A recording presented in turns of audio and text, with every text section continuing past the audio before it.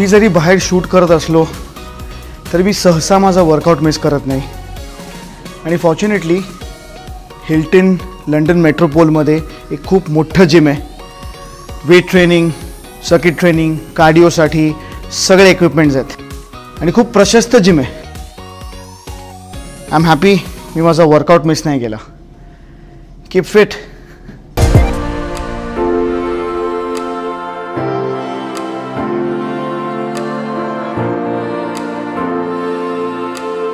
नकळत मनाला स्पर्श करणारी, माणसाच्या अस्तित्वाशी जोडलेली प्रवास हीच खरी जगण्याची किमया आहे. प्रवास म्हणजे क्षितिजाच्या पलीकडचं जग पाहण्याची आणि स्वतःला नव्याने शोधण्याची अनमोल संधी आहे.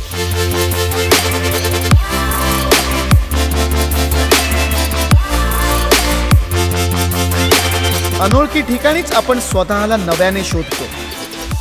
एखाद्या अनोळखी व्यक्तीचे हसू, परदेशातील एखादा सूर्योदय आणि जीवनातला तो अनोखा स्वाद, नाव माहीत नसलेला पण कधीही न विसरण्याजोगा.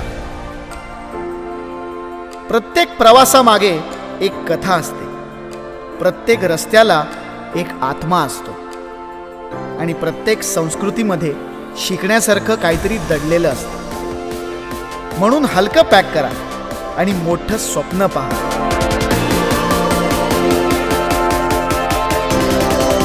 कारण हे जग सुंदर आहे, हे जग अफाट आहे आणि प्रत्येक कोपऱ्यात एक आश्चर्य दडलेलं आहे.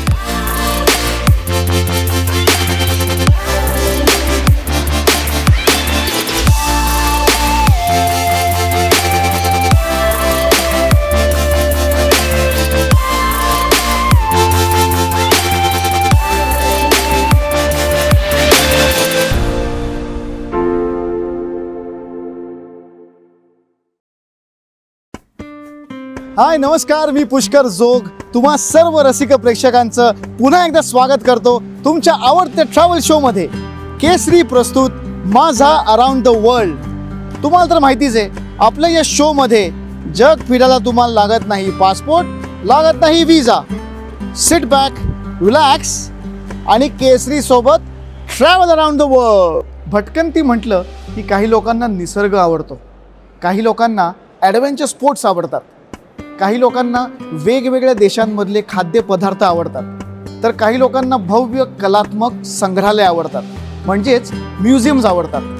चला एक्सप्लोर करूया लंडनमधले भव्य कलात्मक म्युझियम्स.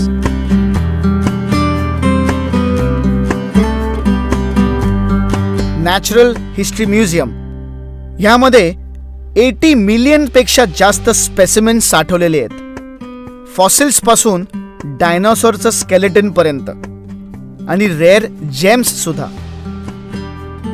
म्युझियमच्या हॉलमध्ये तुम्हाला एक जायंट डायनोसॉरचा स्केलेटन दिसेल, जो प्रत्येक व्हिजिटरचा फेवरेट फोटो स्पॉट आहे. त्यासोबत minerals, human evolution, ocean life आणि अर्थच्या जिओलॉजिकल हिस्ट्रीवर फॅसिनेटिंग डिस्प्लेज आहेत. इथे लहान मुलांसाठी खूप शिकण्यासारखं आहे.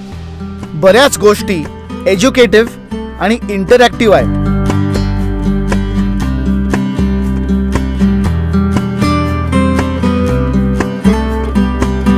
लंडन मधल्या साऊथ केन्सिंग्टन मध्ये असलेला व्हिक्टोरिया अँड अल्बर्ट म्युझियम म्हणजे कला, डिझाईन आणि संस्कृतीचा एक अनमोल खजाना आहे.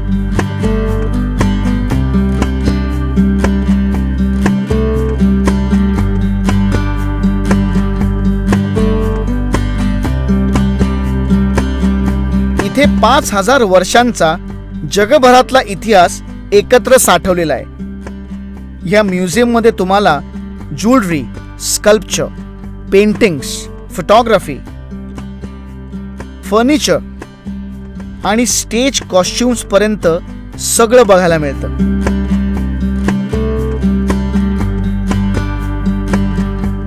ब्रिटिश हिस्ट्री पासून एशियन, मिडल ईस्टर्न,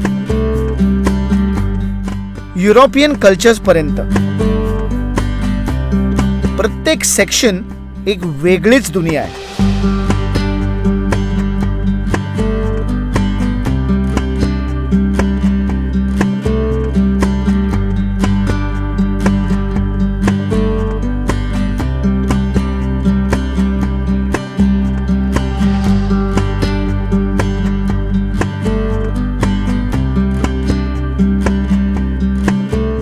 व्हिक्टोरिया आणि अल्बर्ट म्युझियम मधलं हे मेडिवल आणि रेनेसन्स काळातले हे स्कल्पचर्स हे कला कौशल्याचं एक जिवंत उदाहरण आहे। अतिशय अप्रतिम आणि देखणी कलाकृती।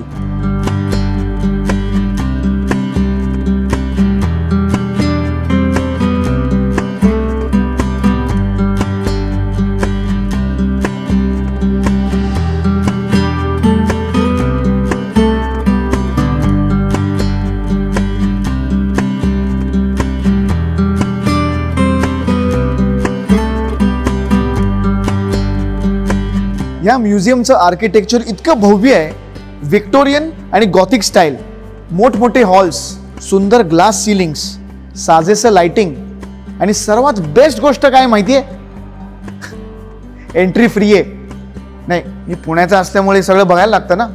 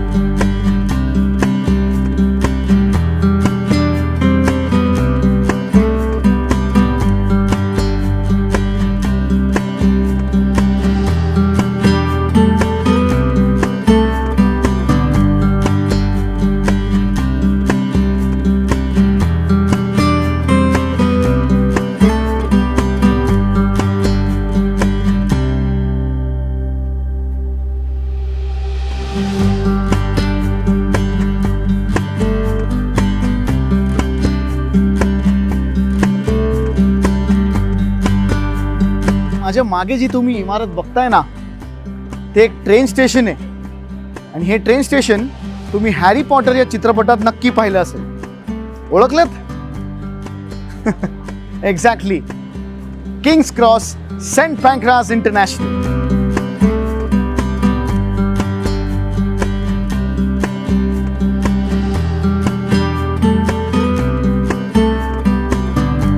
किंग्स क्रॉस सेंट पँक्रास हे लंडनचं सर्वात भव्य असं रेल्वे स्टेशन आहे। आपल्या मुंबईतल्या CST सारखं, पण CST पेक्षा खूप मोठं। किंग्स क्रॉस स्टेशनवरून पहिली ट्रेन धावली ती सन 1852 साली आणि तेव्हापासून किंग्स क्रॉस हे ब्रिटिश रेलचं एक सर्वात बिझी टर्मिनस आहे।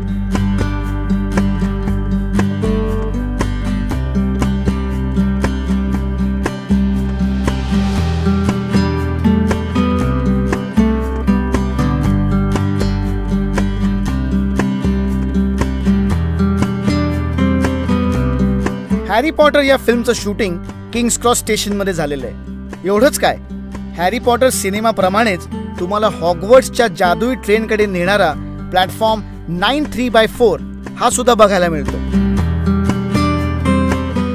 ह्युस्टन ट्रेन स्टेशन आणि किंग्स क्रॉस सेंट पँक्रास या स्टेशनवरून तुम्ही UK मध्ये बर्मिंगहम, मँचेस्टर, लीड्स, इन्व्हर्नेस इथे सगळीकडे जाऊ शकता। पण ह्याशिवाय किंग्स क्रॉस स्टेशनवरून तुम्ही युरोपला सुद्धा जाऊ शकता। Amsterdam, Paris, Brussels. कसं? युरोस्टार घेऊन।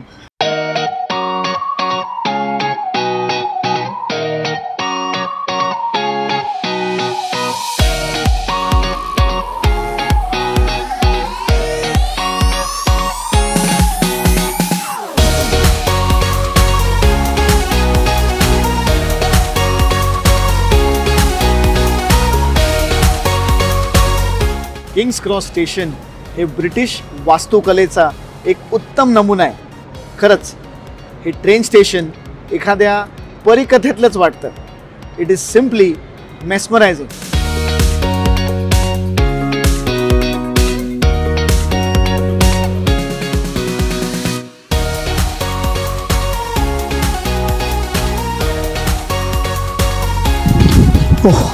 सॉरी या, तुम्हाला सांगायचं राहिलं, मी अभिनेता तर आहेच, पण इथे UK मध्ये माझा हा सुद्धा व्यवसाय आहे, वेजी बॉक्सचा।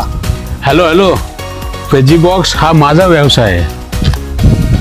अच्छा, ते तुम्हीच का Shardul Kulkarni veggie box? Yes yes मी परवा एक ऑर्डर केली होती.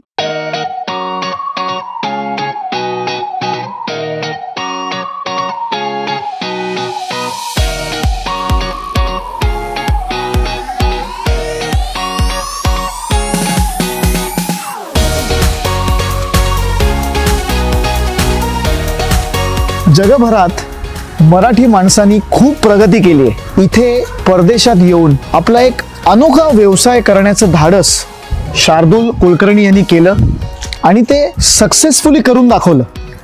शार्दूल ये बस. खूप अनोखा व्यवसाय आहे हा वेजी बॉक्स. येस. आपल्या सगळ्या रसिक प्रेक्षकांना सांग की वेजी बॉक्स म्हणजे नेमकं काय आहे, हे कधी सुरू केलंस, कशी कल्पना डोक्यात आली, काय विचार होता? बेसिकली मी UK मध्ये आलो 2004 साली.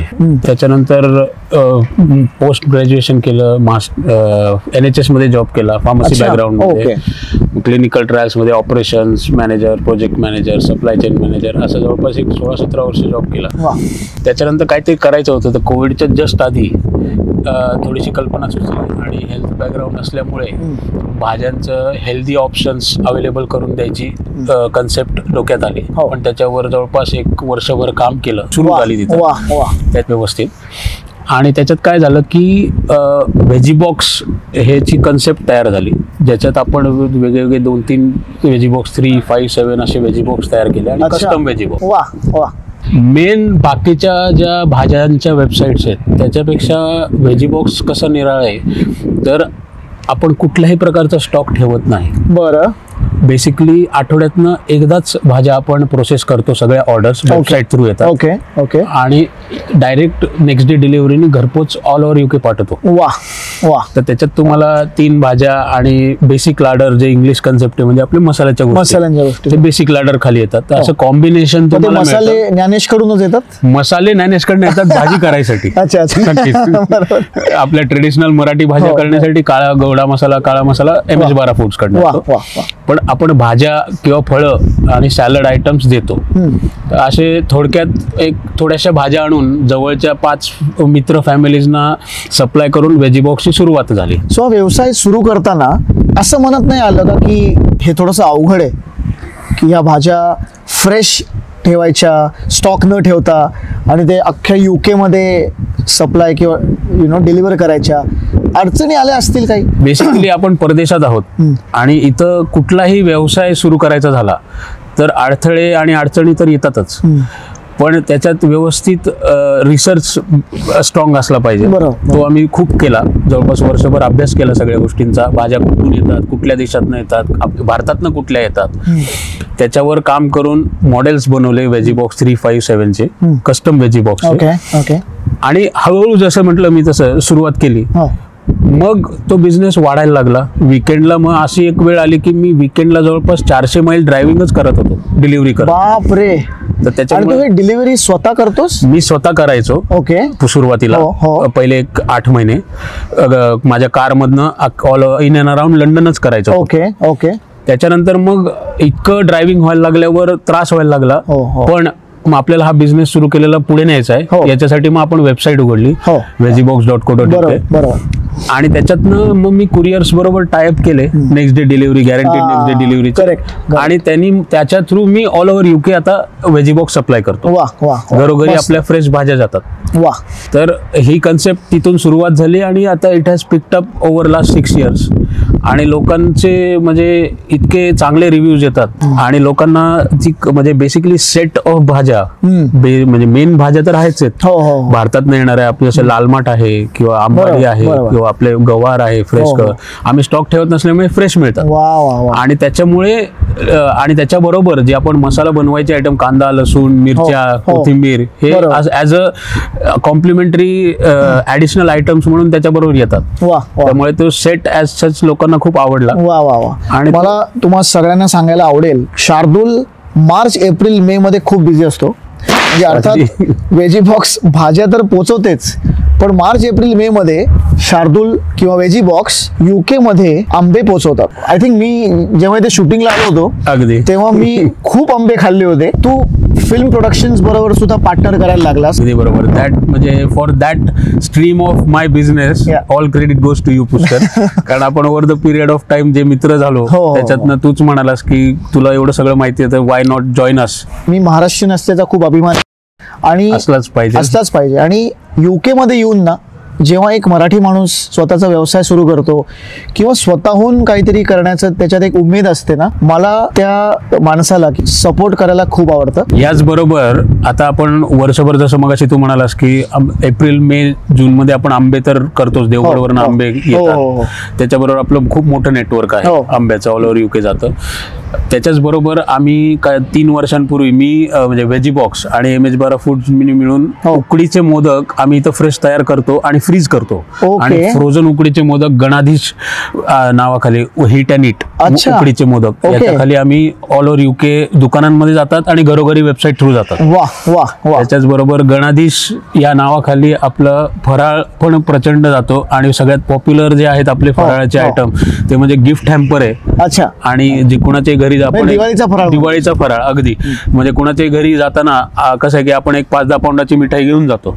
त्याच्याऐवजी आपलं पारंपरिक म्हणजे ट्रेडिशनल स्वीट आपले जे फराळाचे जिन्नस आहेत ते आणि त्याच्याबरोबर लक्ष्मीचा फोटो दिवे असं करून आम्ही गिफ्ट हॅम्पर तयार केले. ते लोकांना प्रचंड आवडले आणि that is the most popular thing that people buy from us from veggie box and MH बारा फूड्स.